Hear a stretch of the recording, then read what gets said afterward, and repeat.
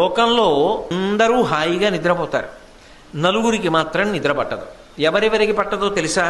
చాలా బలవంతుడైనటువంటి శత్రువు వచ్చి మీద పడ్డాడు అనుకోండి, అప్పుడు బలహీనుడైన వాడికి నిద్ర పట్టదు. అయ్య బాబోయ్ ఏమైపోతుందో అని బెంగ. ఇక రెండు, డబ్బంతా పోయిందనుకోండి, డబ్బంతా పోయిందనుకోండి, ఏం నిద్ర పడుతుంది? వాడికి నిద్ర పట్టదు. అలాగే ఎక్కడ ఎవరింట్లో ఏమెత్తుకొద్దామా అని దొంగతనం చేయడం కోసం ప్రణాళికలు రచన చేసిన వాడు రాత్రిపూట నిద్రపోడు. నాలుగవ వాడు అన్యకాంతల యందు మనస్సున్నటువంటి వాడు ఎవరుంటాడో వాడికి నిద్ర పట్టదు. ఎవడు ఎంత పాపం చేశాడో ఆ పాపానికి తగిన దుఃఖాన్ని జీవుడు మళ్ళీ వేరొక జన్మలలో అనుభవించవలసిందే, అది వేరొకరు పంచుకోరు.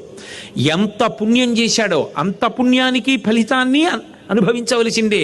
తదేవ ఫలమన్వేతి ధర్మస్య ధర్మనాశన ప్రాప్తం ధర్మఫలం తావద్భవతానత్ర సంశయ. లోకంలో